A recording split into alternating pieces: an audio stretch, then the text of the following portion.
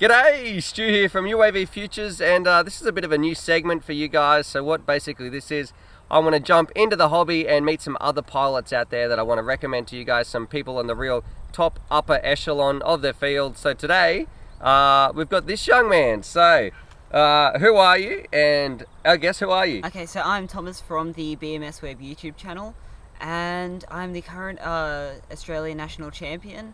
And for a little bit I managed to have the multi-GP records for UTT 1, 2, 3 and 4. And how long have you been flying for? I've been flying RC for about 5-6 years. I've been flying multi-rotors for about the last 3 years of that, and racing for the last 2 years. But it looks like this kid's been racing for, like he was born racing. This is one of the, I've just been racing him around today and we'll show you some flight footage, but this kid is like insanely fast. So Tom, how did you get into the hobby? The RC, I guess I was mainly influenced by my dad, who also flies. A big influence for me was the channel RC Powers, and they used to do park jets. And then from there, one of our friends told us about this crazy thing he saw called a tricopter. This is JB I'm talking about. And he ended up making one a few months later, and then from then on in, we got hooked. Now, one thing I'm really passionate about, I guess, is getting more people into the hobby. So what's one tip you would have for aspiring pilots or pilots who are just getting in there? What's one tip they can do that can help them get better at their flying? Okay, probably my biggest tip would be to keep it fun.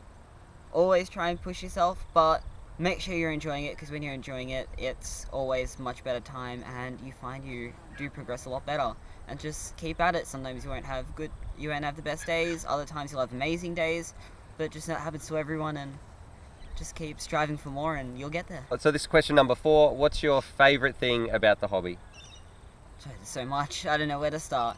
Obviously there's the people. The community in this hobby is amazing. I don't think there's many other communities on the planet that are quite like us, and these things are awesome.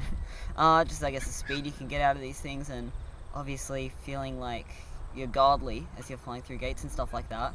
There's really no feeling quite like it. If you're not flying around, you definitely need to experience it, because it's a lot of fun.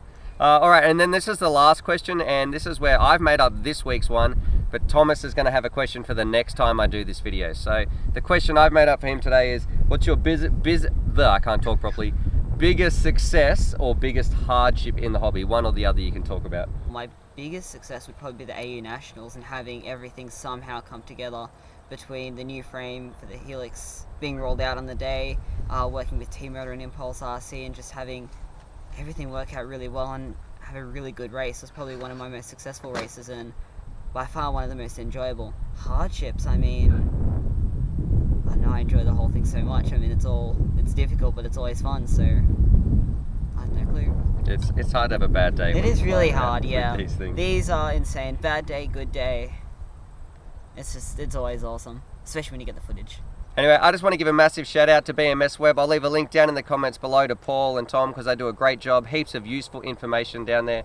But what we're going to do now, we're going to put some packs through these, rip around our quads, and hopefully I'll try and keep up. So it should be very interesting. I'm super excited. So let's cut down to some flight footage. But other than that, subscribe for more FPV related content. And as always, happy flying. All right, let's do it. Alrighty, so I'm flying around in my Chameleon, and I think Tom is racing the 5-inch Helix, and of course this is on the UAVfutures test track. And at the start here, we're just sort of chasing around, getting some flight footage, and this is when I really started to notice that Tom is probably toying with me, because I'm like, yeah, that's pretty good, yeah, a little bit quicker here or a little bit quicker there, and in about a second, one little blip and he was also in front. So he was so quick, and especially on this over and under, it was amazing to watch. I was absolutely in awe of his flying skills. So this is just us sort of floating around. I'm probably trying to go, trying to keep up a little bit, but it was totally effortless for Tom. And one thing I want to point out as well, I fly this track all the time. Like, this is the UAVfutures test track. This is usually a little track I set up if I want to test how a quad is going. And this was like maybe Tom's 3rd or 4th pack or anything like that. So I definitely had a massive home ground advantage, and it became apparent in a few little clips that you'll see later on. It became very, very difficult for me to even keep up, let alone see him on the screen. Nice little crash there into the bushes. Righty, so I think here, this was just another tiny little clip. Tom was going to come past in a second, and look at his quad's acceleration. It is just totally out of there. I was like, okay, maybe he punched over the top, but no, straight away he was inside again. And I found in this day of racing, the only place where I really could make a small amount of ground was coming through this part right here, this sort of little tunnel through the bushes. And that was because I was so used to the course. The rest of it, Tom was just out and away. Like I thought, yes, maybe I'll have a little bit of a straight. But no, he was so quick on that over and under and all through here. His quad was so powerful. Definitely some serious skills. And right here, I think I made a bit of a boo-boo here. So I tumbled into the back.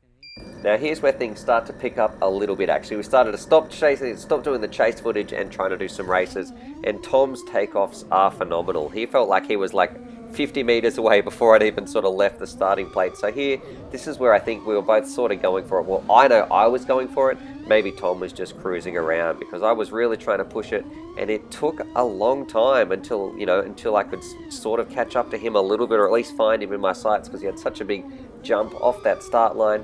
And you got to remember, like, this is my track, and he was absolutely thrashing it. So it was fantastic to see another pilot ripping around the course, and as fast as he was, I was in total awe. So this was probably one of my luckier flights, or one of my more streamlined flights, and I think Tom should be coming into picture sometime soon, because he is out there. I'm just working. I can just hear him. There he is. You can sort of see him. I'm just working my quad as hard as I can, trying to push it around. And that was that one place where I sort of could overtake him a little bit, but that was because it might have been like his 6th or 7th battery right there. But by the end of the day, and I'm going to show you some footage soon, I couldn't even keep up with him. I couldn't even see him again once he'd left that start line. So I think Tom might have crashed out on this one, unluckily, and I'll bring it in for a landing, and then we're going to see the real magic. Well, I might even just let some music roll. Who knows what's going to happen, because I tried my hardest on this next round, and I can tell Tom did as well, and he just disappeared. Like, from when he disappeared off the start line, he was totally gone. So let's cut that to that now. It might seem a little bit boring to you guys because it's just going to be my feed that you'll be seeing, but Tom, just look at this takeoff. Like, from the get-go, he just totally disappears. So I think I don't even know when the countdown is, but there we go. It's like full on 90 degrees off the takeoff, or very, very close. And you can just see him, he's just disappearing a little bit by a little bit. I'm trying to push it as much as I can, like this is on the limits of my skill levels. But for Tom, yeah, he was just gone. It was so impressive to see such a young, talented pilot. I was really in awe, and yeah, I learned a lot from him. So I just want to give a shout out to those guys for coming down for the day. Had an absolute blast, and if you're watching this video, definitely go check out Tom and Paul on BMS Web. There'll be a link down below, because they do some fantastic stuff.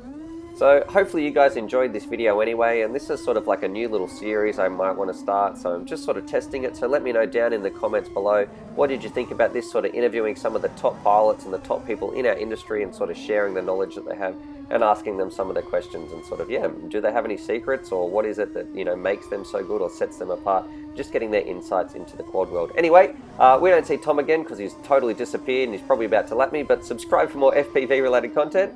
And as always, happy flying.